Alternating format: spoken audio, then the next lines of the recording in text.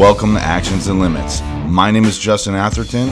I'm the Peak Performance Consultant for Confidence Unchained. With me as always is Paul Fortune.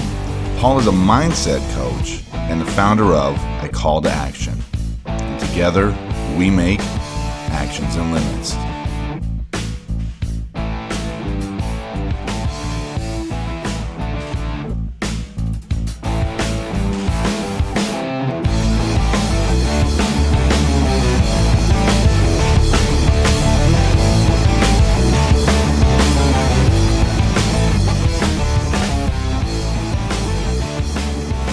Welcome to the show, the podcast where we talk about the actions we can take and the limits we create. Paul, I'm really excited for our guest coming up, Nikki Bruno. Really looking at her content and what she does. Her program, the Epic Comeback. Really excited to pick her brain about that. Make sure to click and subscribe or follow our show on whatever platform that you're listening on. Make sure you're not missing out on our great interviews. So Paul, with that in mind, with Nikki's epic comeback that she's going to talk about, what's one of your favorite comeback stories? Chris Gardner is one of my all-time favorite comeback stories. You're familiar with him, right? I'm not. The name doesn't ring a bell, but maybe when you get into it. Okay. All right. Well, I'm sure you've seen the movie. It's called Pursuit of Happiness. Oh, yes. I got you now. But I read the book, and obviously some of that stuff that was in the movie, was, Hollywood stuff. But his theme throughout, his life was no excuses. So I'll go real quick into the story. I'm sure a lot of people know the story, but basically came out of the military, married somebody very, very young, had a baby very young, and basically kind of just, had jobs that he really never really liked, just kind of living life just because it's life, not really having any type of purpose. And, he was in the downtown area of San Francisco, and a Ferrari pulls up in front of a building, and he, just starts joking around with the guy saying, "Oh, thanks for pulling up my car," and this and that. And they start to have a banter. And Chris asks him, he goes, "Well, what do you do?" And he goes, "Oh, I'm a stockbroker." And he's like, "Oh, you probably need to go to school to do that." And the guy's like, "No, not really." And he give him his card, and he's like, "Really? You don't need school?" So it intrigued him, and he took his card and he took up on that. And he read, gave him a call the next day, and got into the program. And in the same time, his marriage was falling apart. They could barely pay the bills. His wife left, and basically in the middle of the night with a 7-year-old boy that he had to take care of.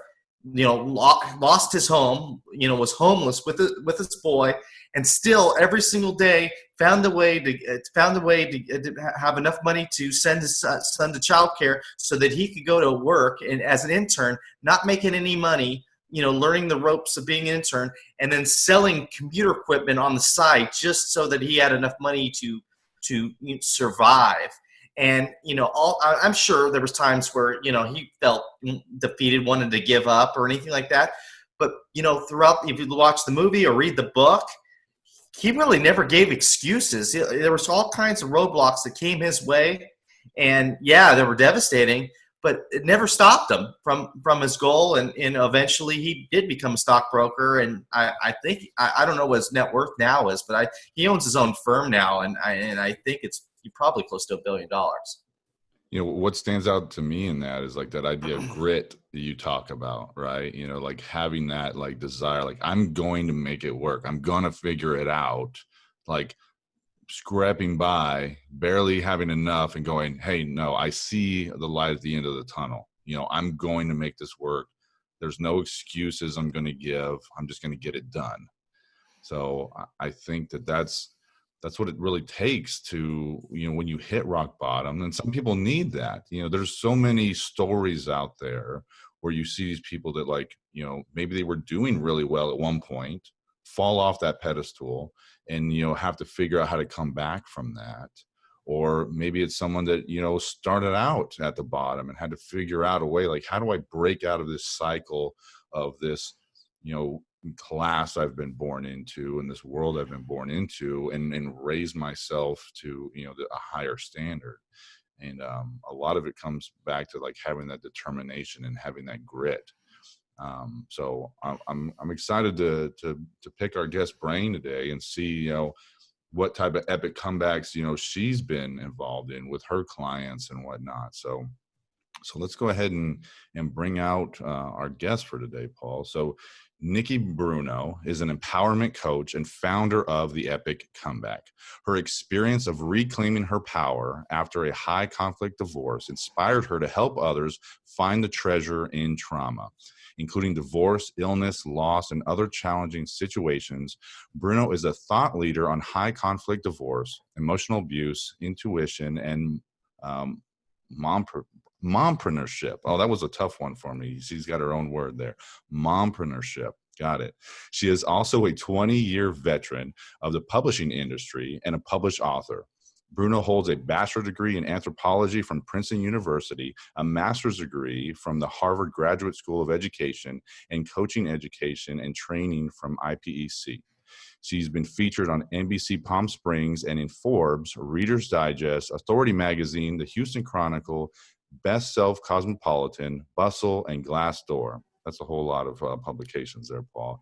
And Nikki is a single mom of 2, and she loves scuba diving, traveling, salsa dancing, and helping women rediscover how incredible they are. So let's go ahead and welcome out Nikki Bruno to the show. Nikki, welcome to the show. We're so glad to have you on the Actions and Limits podcast. So thanks for joining us. Justin and Paul, it is my pleasure. I'm honored to be here. Thank you for inviting me. You've got a pretty impressive bio, going to Harvard, 20 years in the publishing industry. How did you turn all that into, the business you have now, and where did that come from? Where did the idea to start this come from? It came from my personal life. It came directly from my personal life. So to know and understand my business is to know and understand what happened to me, and what that makes it sound so passive. But what happened in my life, which is that right around the time that I decided to become a professional coach after being in the publishing industry for a long time, my marriage fell apart. And I went through a 3-year-long high conflict divorce process that began when my children were 9 months old and 3 years old. And when I got to the other side of this traumatic and life-shattering process, I decided that I was going to devote everything I have, my education, my professional experience, certainly my coaching education, my master's degree in education, all of that, my passion, to helping other people go through a similar situation to what I went through. Sure. Sometimes it takes like that rough spot in yourself to be able to like really transform, right? And, and that seems to be such a way to really connect with your clients. Do your clients see that? Like, you're able to, at least have that empathy with them and really connect in what they're going through. And so how do your clients respond to that, and knowing you've gone through the same process yourself? It's probably the central reason why they hire me. My clients have told me, because I've asked them, that they start working with me, and then when they are working with me, they very much appreciate, central to the relationship that I have with my clients, is that they know that I get it. I haven't walked in their precise shoes, but they know that I get what it's like to go through an extended period of time when you are in survival mode and when you're going through something that's traumatic, and that scatters the pieces of your life. I work with people who've gone through and are going through divorce, illness, a loss of some kind. It could be an infertility journey, anything that really scatters the pieces of your life. And so the fact that I've been there and the fact that I have come back from that and that I am now living a life after trauma that's better versus worse is, it gives me certainly credibility, and it gives me authority, and it gives me very, very deep empathy and compassion for what my clients are going through. Nikki, what does the epic comeback mean to you? Oh, I love that question. So to me, the epic comeback means kind of, well, a lot of things, but centrally to me personally, the epic comeback means freedom. Ultimately, it means freedom. What makes a comeback epic for me is to transform your life in a way that you are in charge of your own life. You are making the calls. Mm-hmm. And you are defining for yourself and for others who you are, what your life is going to mean, what kind of parent you're going to be, what kind of business leader or employee or employer you're going to be, how you're going to call the shots in your own life. So to me, that is freedom. To me, that is autonomy. And for me, the process of staging an epic comeback was me taking charge of my own life and not having other people or society define my values, my parenting, my business, and so on. The other thing to me that makes a comeback epic is that ultimately what I did and what I am helping my clients to do is I'm helping them to come back to themselves. So a comeback doesn't need to mean I started a $5 million business, or I published a book, or I accomplished something that society is so impressed with. Really, ultimately, an epic comeback is one where you are getting your mojo back and you're finding yourself again. My clients, when they come to me, are saying over and over and over, I've lost touch with myself. I don't know who I am anymore. My clients who have gone through cancer are saying, I feel completely disconnected with my body. I don't trust my body anymore, for example. I've gone through an illness that has just completely undermined my perspective on my own health and who I am. And so my clients are really, they're coming home to themselves. It's an identity journey as much as it is, I'm going to get my mojo back, I'm going to get my swagger back, and I'm going to start a business, or I'm going to publish a book, or I'm going to get on the stage and be a speaker. So there are tangible outcomes to the work that I do with my clients, and there also are intangible outcomes. And I personally find the intangible outcomes to be just as valuable, actually more valuable, in the work that I do.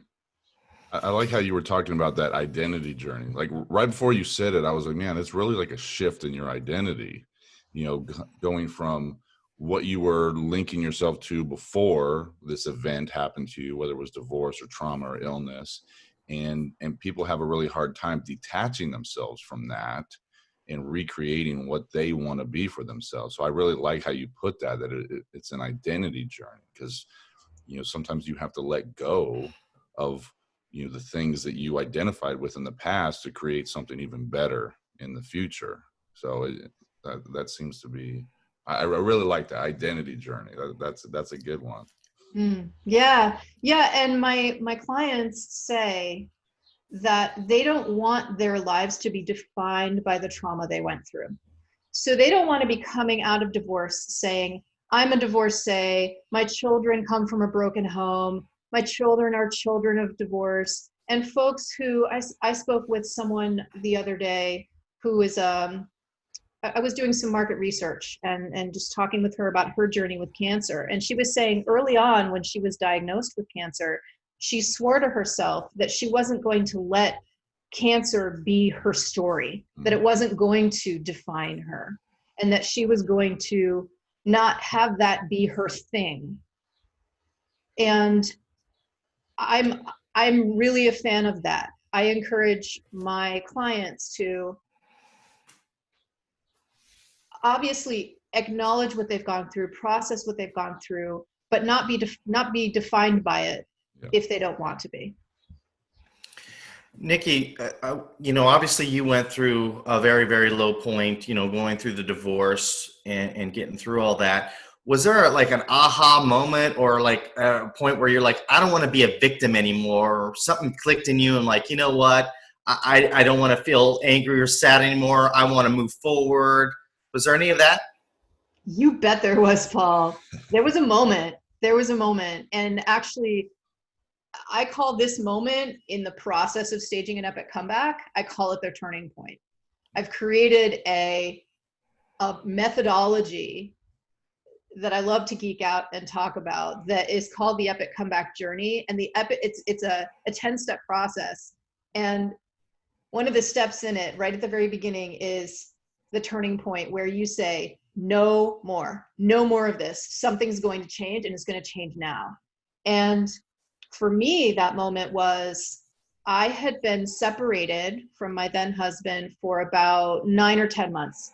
And I had been spending those 9 or 10 months recovering, healing, what I call sucking my thumb. I was literally sucking my thumb, but I was like eating comfort food. I was just having as mundane a day-to-day existence as possible, getting my kids to school, coming home, doing my work. Like I just wanted to have a boring life for a while. So I did that. And then one day I looked in the mirror and for 3 years, I hadn't barely worked out at all. I was, like I said, eating comfort food, and my body was in this place where there were some things that I had been ignoring. And I looked in the mirror and I said, Bruno, this is not funny anymore. Bruno's my last name. I was like, this isn't funny anymore. And that was the moment I reached out to an elementary school friend of mine. She's a fitness coach. And I said, girlfriend, you got to help me. She gave me a fitness program. She gave me a nutrition program. I followed them to the letter. And that was also when I hired my own business coach and decided that I was going to open my business, the Epic Comeback. So my business was very much part of my own Epic Comeback. But yes, there was a moment and I was like, this is not funny anymore. I'm done. And exactly what you said, Paul, is like, I was an adult when I married this person. I was an adult throughout our marriage, and I was an adult through the divorce process. And I need to take responsibility for my decisions and get out of victim mode 100%. And I've never looked back. I like that. Can you share your methodology with us? You said you like to geek out about it. I'm curious about it. You bet. I'd be happy to. So as I said, my methodology is called the Epic Comeback Journey. It's a 10-step process. I'm happy to share it with you. I make it public. It's my intellectual property, and I share it happily. And the way that this came about was after I had my moment of, all right, I'm staging my own epic comeback, I started studying comebacks. I started geeking out and studying hundreds of case studies, between 200 and 300 case studies of people and organizations that have staged comebacks. So I was studying athletic comebacks, athletic teams, individual athletes who've had amazing, insane comebacks. I was studying corporate and organizational comebacks. And of course, I was studying personal, spiritual, psychological comebacks. And while I was studying those people and organizations, I was asking 2 questions. One, what are the human qualities that it takes to stage a comeback, to go from a place of low to a high? And number 2, what are the actions that people are following when they do that? What are people actually doing? And I was also studying myself, because I was in the process of coming back at this time. And so the result of those case studies is my framework, which, like I said, it has 10 steps. Would you like me to take you through the steps quickly? Sure, that'd be great. So really it begins with HELL, with the low. That's step 1, because without a low, there isn't a comeback, right? So there has to be a place where you are at your absolute bottom. After that, step 2 is a process of healing, where for me, that was when I was eating comfort food and sucking my thumb. Like at this time, you may be working with a therapist. You may be receiving help and support from a religious leader. You're healing from that trauma. And by the way, I'm not trying to say that healing happens in a certain period of time and then it ends, but I'm just saying that kind of initial period of like an initial period of healing when you're kind of normalizing. Then step 3 is the turning point, which I've already described. After that, step 4, I call reckoning. It's like an assessment. It's when you get brutally honest with yourself and you say, okay, and you're taking stock. You're like, okay, where am I right now? What are the things that are against me? What have I lost? What are my strengths? What do I have in my corner? Just sort of from the good and the bad and the ugly, kind of taking stock. This is where I am, and this is what I've got right now. After that is step 5, which is called clearing. And clearing is about getting rid of the things in your life that you don't need. This is a major theme in comeback stories where people, they may distance themselves from people in their lives who are toxic, or actually get rid of and end relationships that don't support them. Getting rid of the clutter in your home, physical clutter in your home. There are so many people, especially in the divorce process, who just Marie Kondo their home and they say, there's so many objects in my house that are really meaningful to me and that bring up memories, and it's time for me to move on, so I'm going to clear that stuff away. Clearing away limiting beliefs and fears and internal obstacles to moving ahead. So that's what clearing is. And then after that, step 6 is creating what I call an epic vision. Where do I want to go? Where am I going to be, let's say, in 6 months or a year? What am I working toward? And then step 7 is make a plan to reach that vision. Step 7 is take action and implement the plan. And then step 9 is troubleshoot. Because as we all know, when you're implementing a plan to reach a goal, obstacles are very likely to come up. Could be internal obstacles and it could be external obstacles. So I help my clients to troubleshoot along the way. And then the final step, step 10, is called the epic launch, where my clients create some kind of ritual or party or photo shoot or moment that they have with themselves, by themselves in their home, where they are, as some kind of mark of the comeback that they've staged. Just sort of like it's like a kind of like a coming out moment where you're saying, I've arrived. My comeback, I'm back.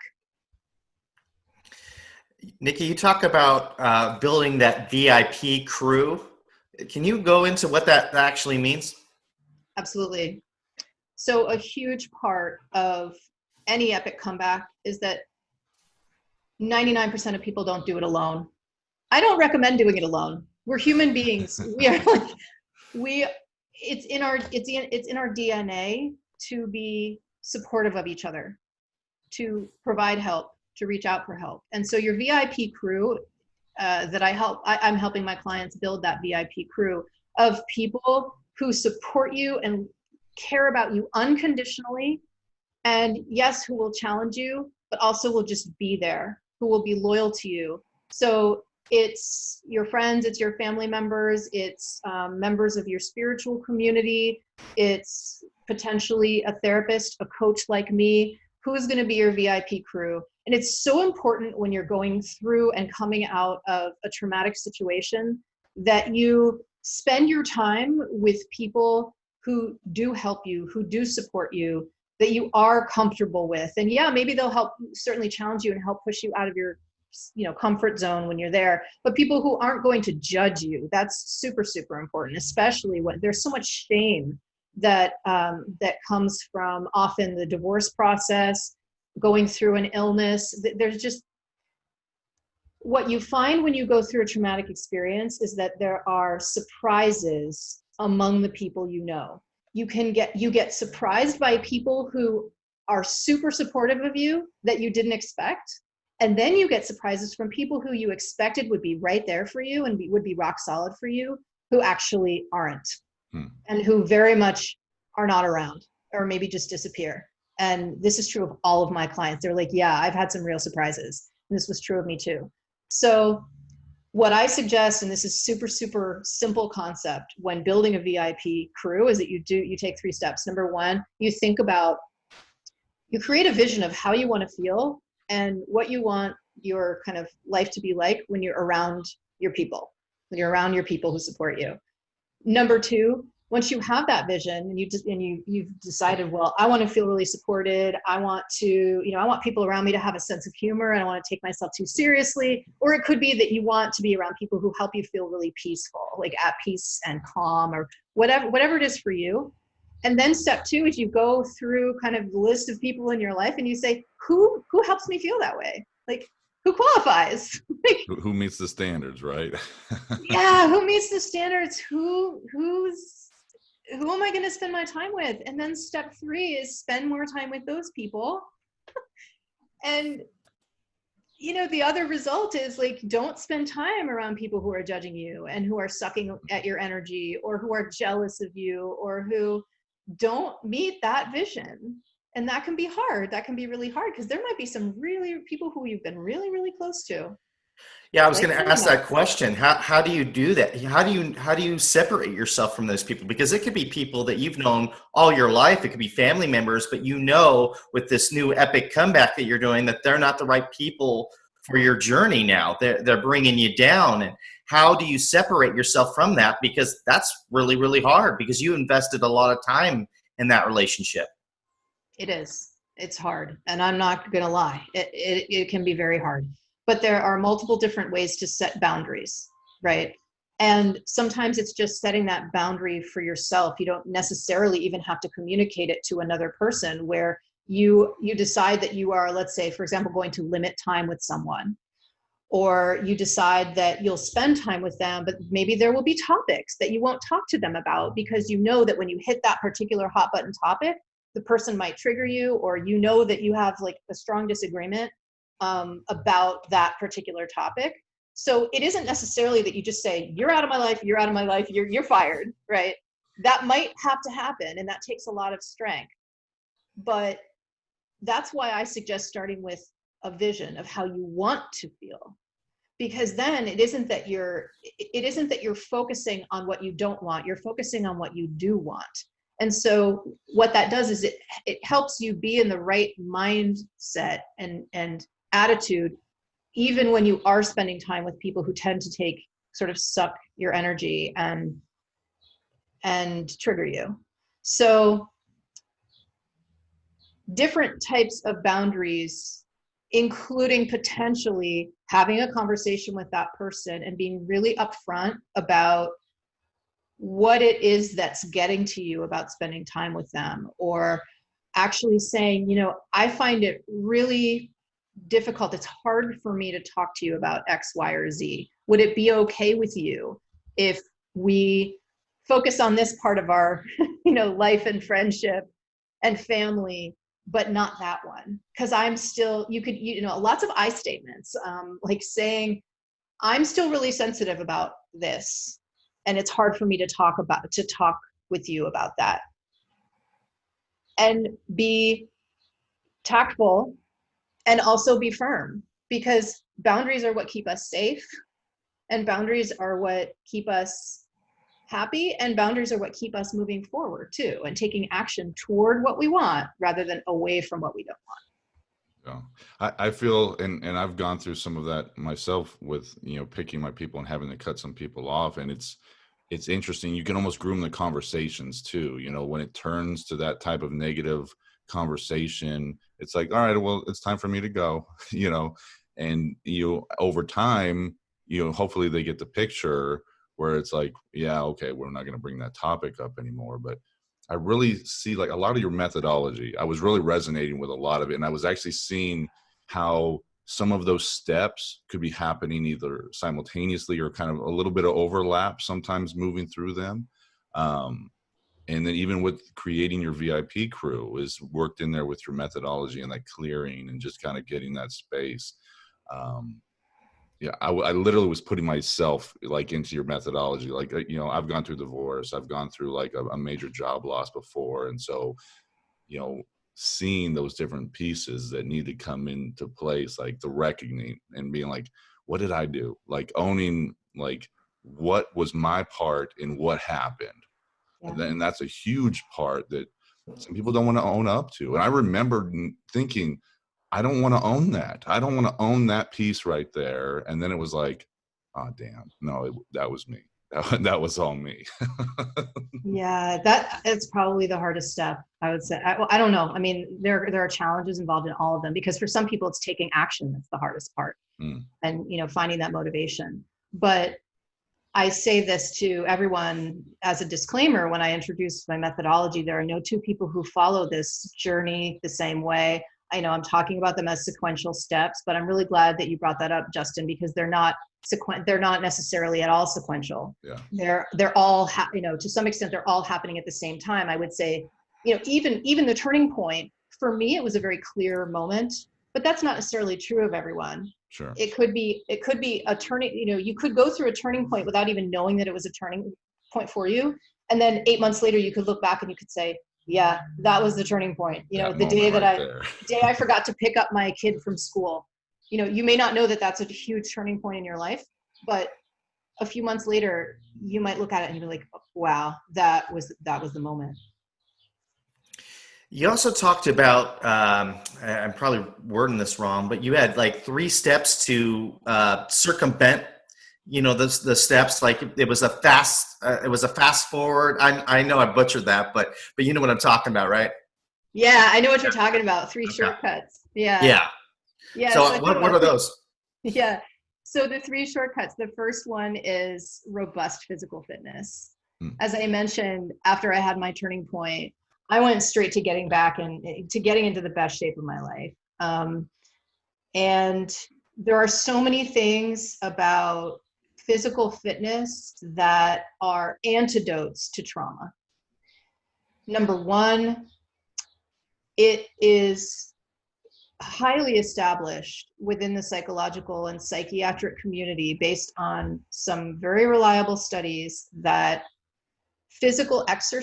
regular physical exercise by itself is just as effective a treatment for depression as is talk therapy by itself or antidepressant medications by itself. Yeah. And if you're engaging in all 3, you're unstoppable. And at the time that I started my comeback, I was in therapy. You better bet I was in therapy. I had been in an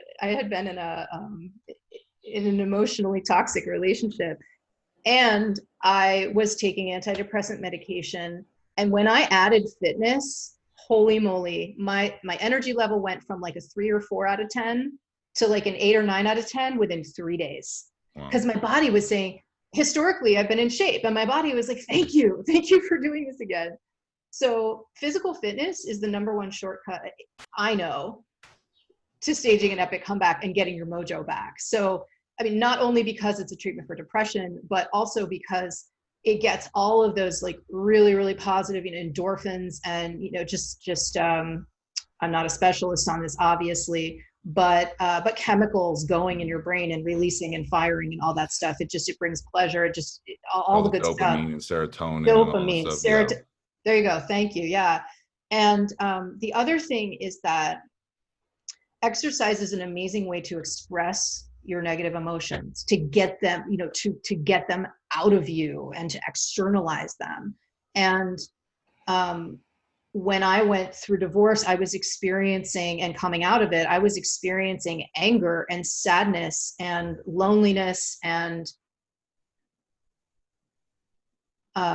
real emotions at that point that I started working out again, especially anger.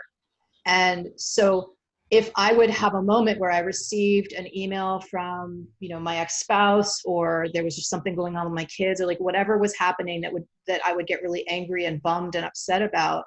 And instead of like lying down on the couch and saying, woe is me, I would go and turn on one of my workout videos and kick some booty.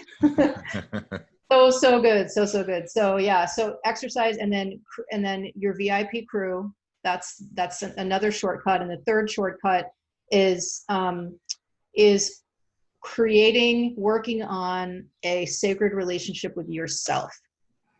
And that one is a little more involved to describe, but really it's about getting back to a place where you trust yourself, you value yourself, and you get back in touch with what makes you a rock star. And so the very first thing that I do with my clients, very first thing I focus on are superpowers. What are your superpowers? What brings you joy? What are you naturally incredible at? Like, look back on your life. What brings you joy, and how can we move ahead in that space? How can we move ahead in your zone of genius? How can we get you feeling that stuff again? Because every single person, this is my rock solid belief. It's a spiritual belief too. Every single person is amazing and awesome and special and talented and gifted. And we have all of the internal power and gifts that we need. We're born with them. And what I do with my clients, I don't empower them. I don't give them that power. They already have it. What I'm doing is I'm catalyzing their discovery or rediscovery of that power of those gifts. Well, that's pretty powerful, Nikki. I really like, how you break down your program, even giving it shortcuts, right? Because I'm totally on page with working out. I think that was one of the things that really helped me come out of, my divorce at the time. Like I had always worked out, some point in my life, but until that happened, and then it was like, hey, you get addicted to it after a while. You're like, hey, I need to be in there and working through those emotions. Like you said, a lot of people don't realize that. Like, I remember sitting in there like with a lot of anger and going like, all right, how much weight can I lift to like use this, emotion that I'm feeling? Like, so and a lot of people shy away from working out when they're feeling depressed because they're like that lack of energy.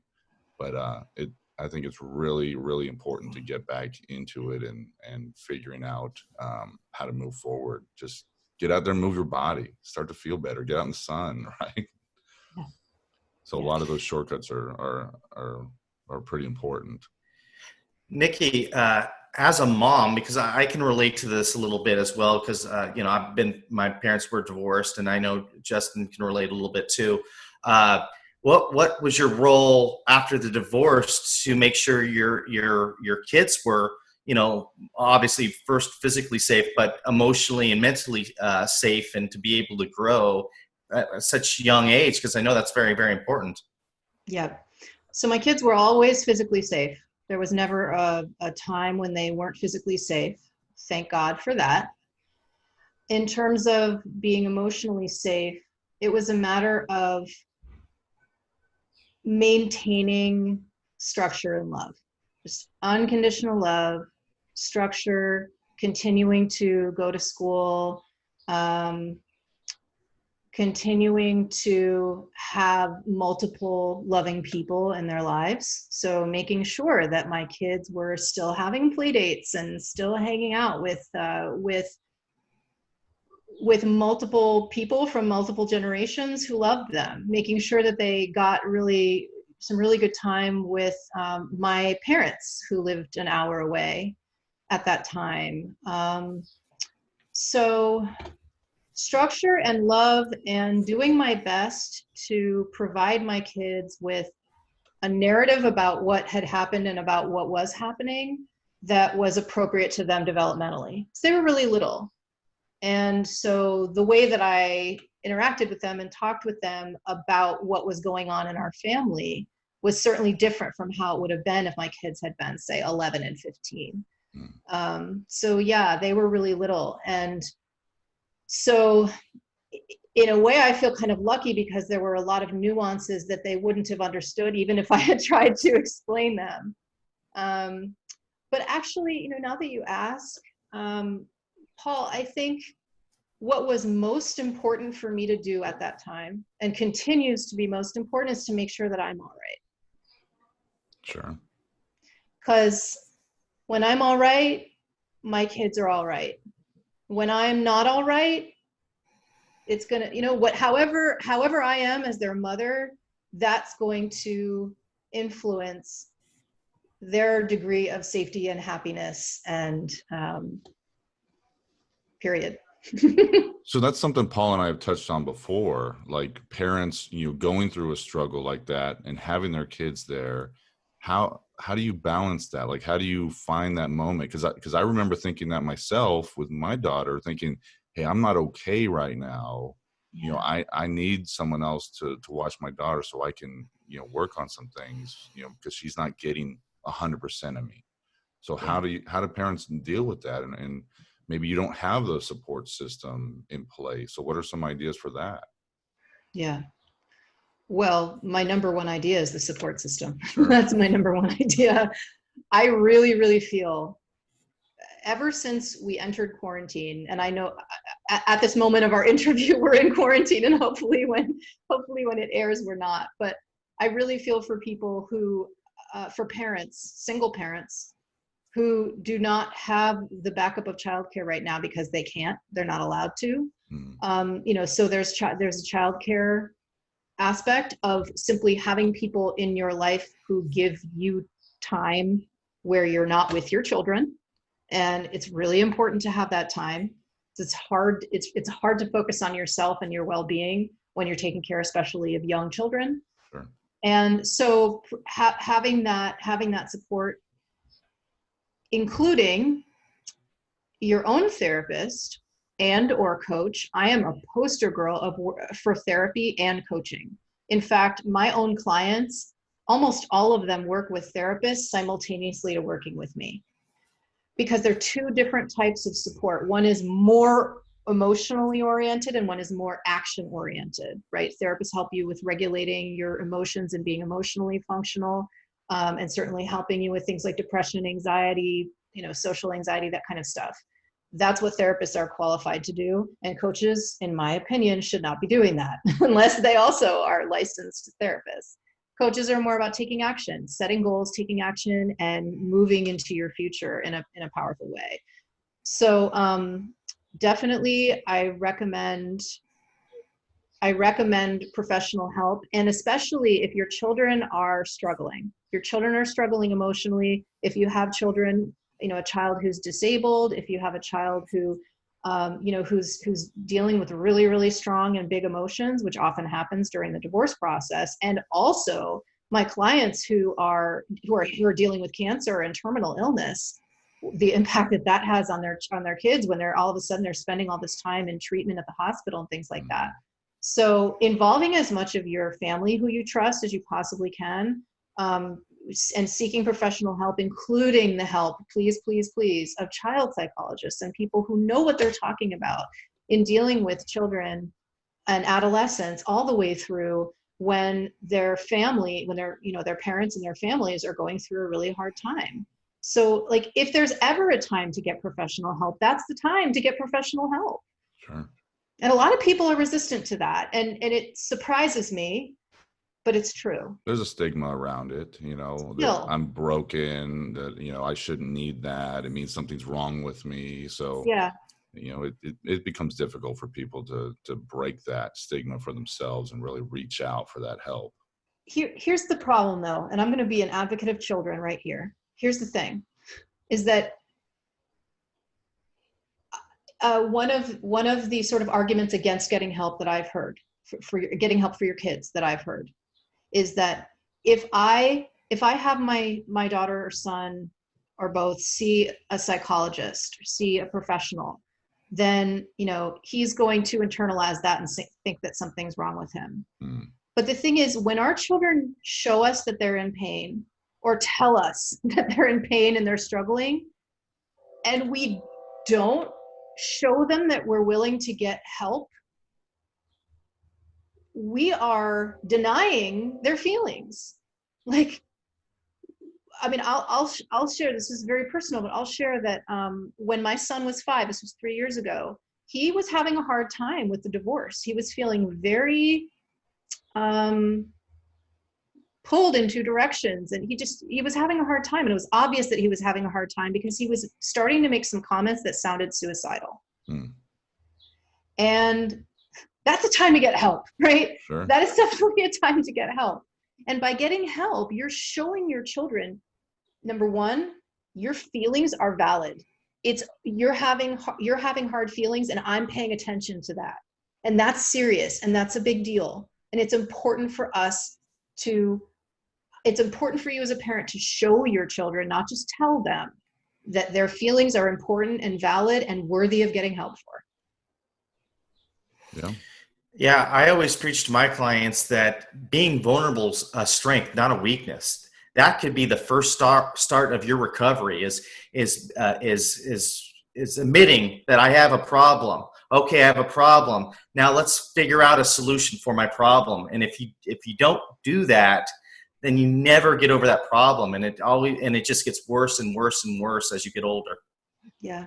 And you don't have to enroll your child in therapy in order to get professional help. Like in the past, I have consulted with a child psychologist about stuff that was going on with my son or stuff that was going on with my daughter, and gotten suggestions on how I can deal with that as a parent, right? Because that ultimately, like, that's the most empowering way to solve something, is like, to give parents and children strategies, and give them help that they can teach them how to fish, so that Sure. they know how to deal with it. So that's been helpful to me too, and very helpful to me too, and I know that it's been helpful to my kids. Well, Nikki, how can our listeners and our viewers, find you? How can they check out the Epic Comeback, or people that want to work with you, or just check out your content? What's the best way for people to find you, Nikki? Definitely the best way is my website. My website is theepiccomeback.com. And I would say the second best way probably would be on LinkedIn. I post articles and just regular day-to-day posts on LinkedIn with what I consider to be valuable content that can help people right now. People who are considering divorce, going through divorce, in the process of going through a traumatic situation like illness or loss or infertility, even empty nest syndrome.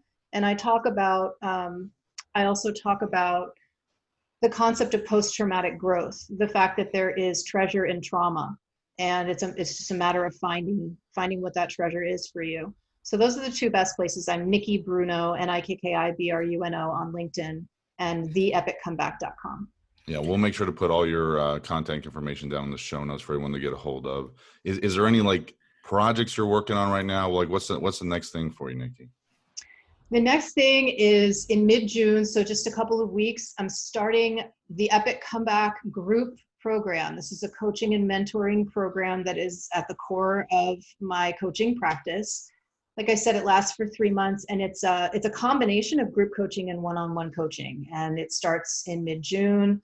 It is priced below market. I'm calling it quarantine pricing. And I'm running a shorter version of the program right now. And my clients are on fire. My clients are on fire, and it's a beautiful, beautiful community. So if you're going through or coming out of or have already come out of divorce, illness, loss, or another life-shattering experience, and you are at that place where you're ready to start staging your epic comeback, you don't have to know yet what that looks like. You just have to know that you're ready to start taking action. And that's what my program is about. It's not about the end result. It's about starting that journey, right? So we like to wrap up the show with the idea of the actions and limits in mind. What would you say is one action that we can have our listeners implement that would really make a big difference right now?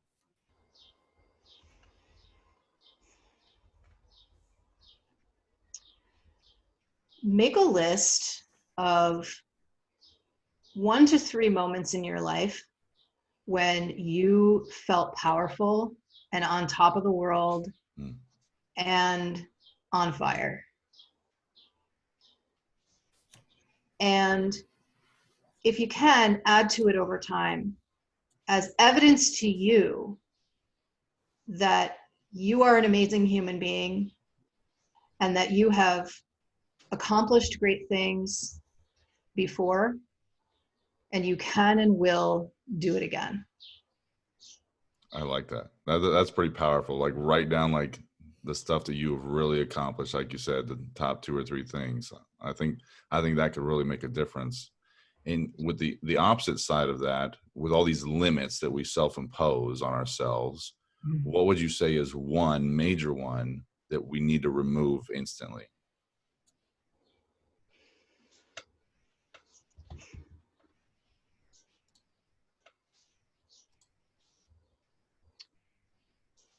I would say remove something that you've told yourself that you can't do because of some uncontrollable aspect of who you are. Whether it be, I can't do that because I'm a woman, or I can't do that because I'm short, or I can't do that because I'm Black, or I can't do that because I'm not a licensed therapist, or just something that you've told yourself that you can't do. Remove that limitation and start that removal process by saying, how true is that really? Is that really true that I can't do that? Sure. No, I like that, Nikki. Well, Nikki, you're a wealth of information. I really liked your whole process and how it all works together.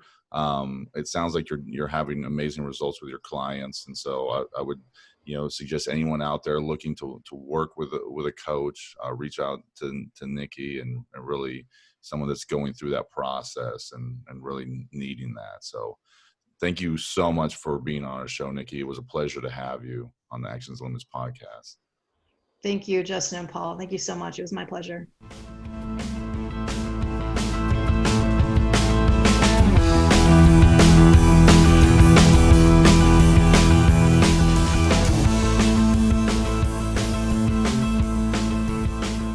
Paul, Nikki was such a great guest. I literally was putting myself through her process as she was, talking about it. And I think a lot of her clients are really getting a lot out of that. What was the biggest thing you took away from Nikki?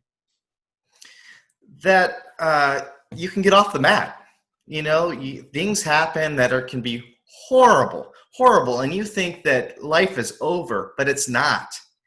It's not. And she went over the steps to help you through that. So if you're going through some tough times, you're not alone. Get that VIP crew together and get through it. I like that. I like that idea of that VIP crew and really like selecting the people that you really put into your life or the people that you allow to continue to be in your life. And I don't think that a lot of people are out there doing that. And, there's a saying, you are the sum of the 5 people that you hang out with the most. And so it's like, look at your close circle. What are they doing?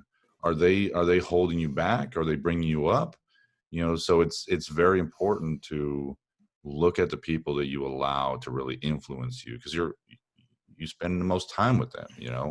I would consider you in there, Paul. Heck, we're talking every week, a couple times a week, right? Yeah, so, we talk quite a bit. So it's like by default, like we are in each other's like top circle, right? Yeah, so yeah. If it was something to where it wasn't a beneficial relationship for either one of us, it'd be like, well, something's got to give.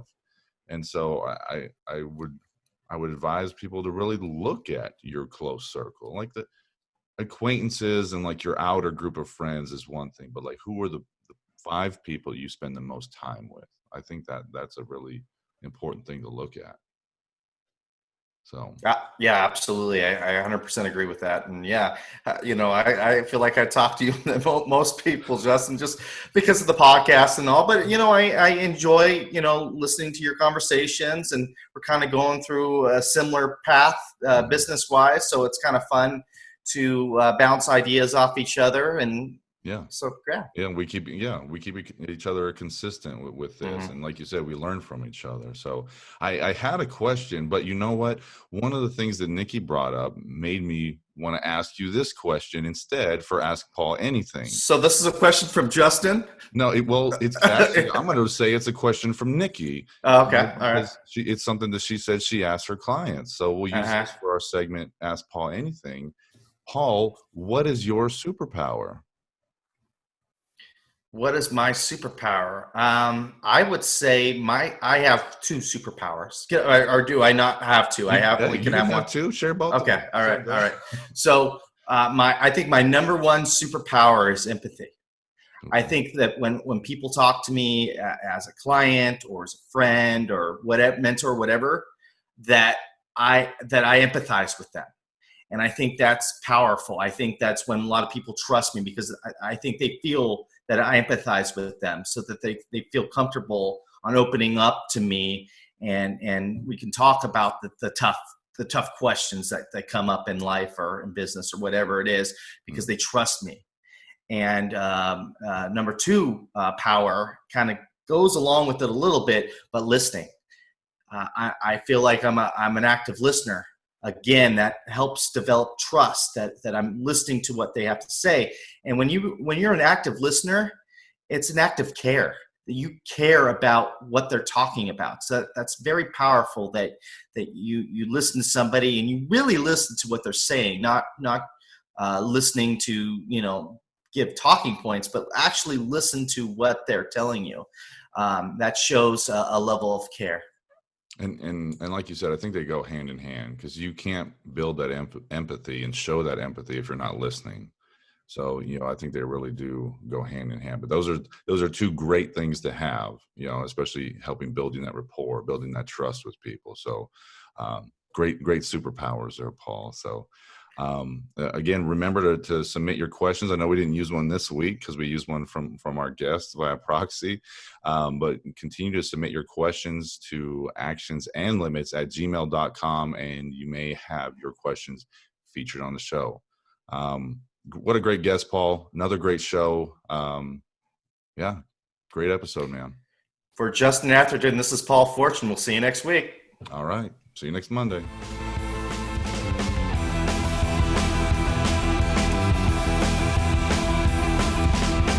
Thank you for listening to the show. Don't miss an episode. Click and subscribe to our YouTube channel.